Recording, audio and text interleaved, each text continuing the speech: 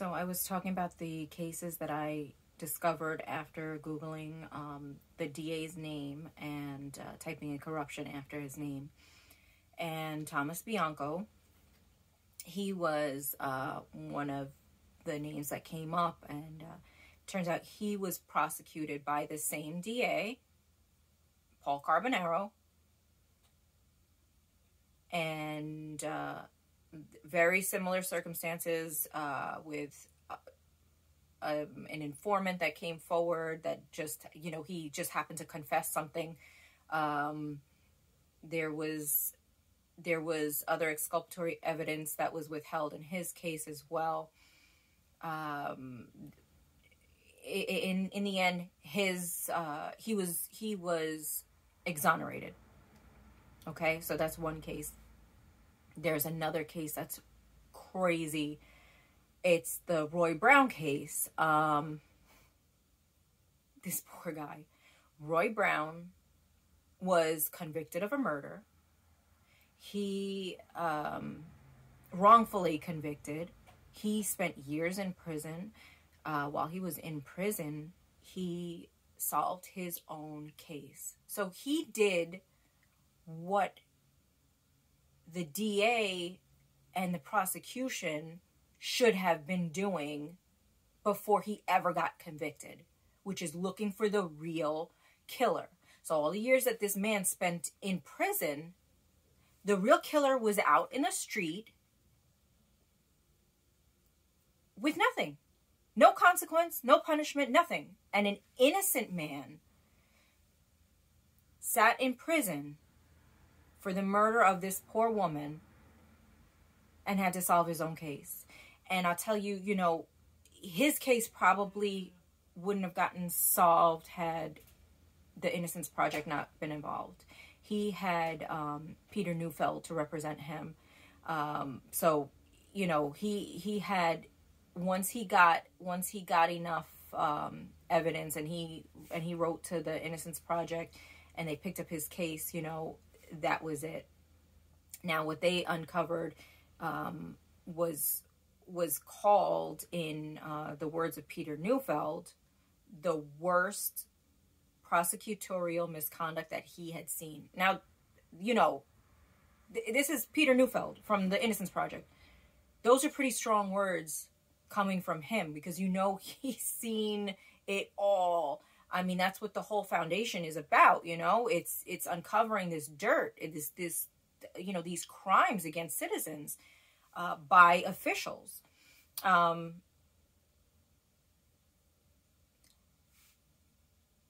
It blows my mind. It really blows my mind that this could occur. So after seeing those cases, I looked up the judge in the case. The judge is Peter Corning. Peter Corning is deceased now. So there is no retribution. There's nothing now. He's already gone. But his started before he even became a judge. And there's a history on him, and I'll share all of that as well, and I'll share links to all of the articles that I found about these two criminals. They are the criminals. So in Peter Corning's case, there was these two brothers, Willie Jean and Sammy Thomas. Okay, they're two black men. All right, they were in their 20s.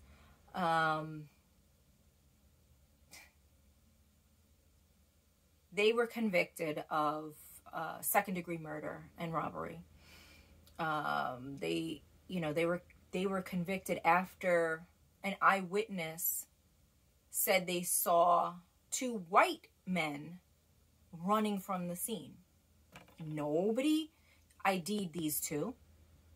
There was no physical evidence against them. There was nothing on them that was found, like the money that was stolen. There was nothing to link them to the crime. It was, again, what happened back then before he became a judge and he was a DA and he was prosecuting these cases, magically there was an informant that came forward with details about the crime and linking these two men to that crime. Okay? Needless to say, they were both exonerated, but they spent time in prison for a crime they didn't commit. Okay? So now that's the background on just some of their corruption and their crimes. And what I'd like to do is go further into detail about the actual evidence that I have in my possession against them and what they did to my brother.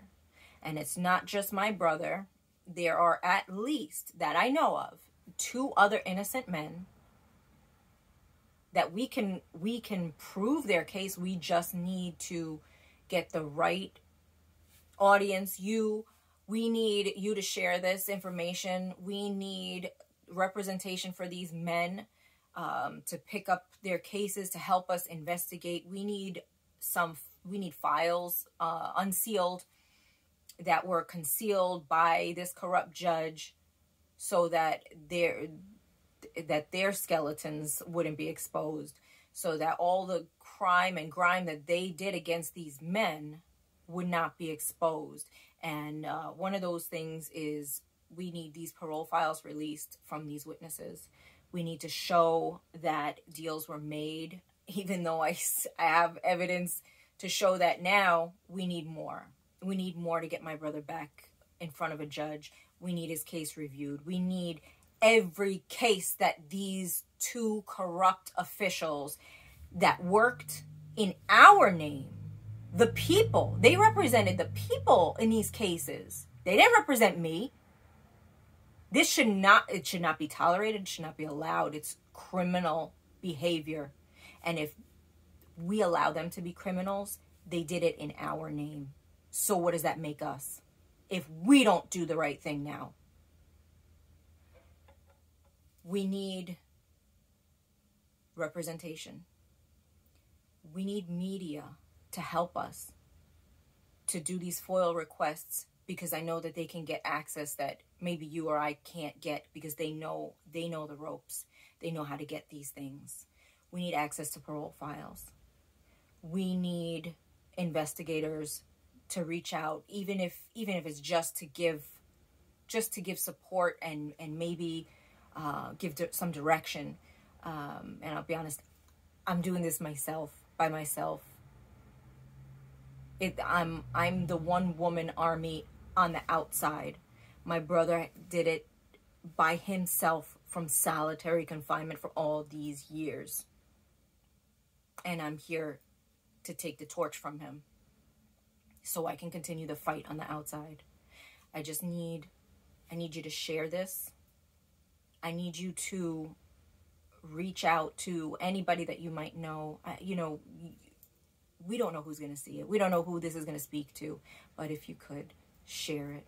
Visit the website. The website is withoutconviction.org. Make a contribution if you can. Any contribution will help.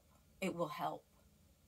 We just need some funds to get resources. That's it. I just want to show these crimes. Somebody may not even be held accountable because the statute may have run out. But the men who are sitting in prison can be exonerated. They can be helped. There's still hope for them. Let's do the right thing.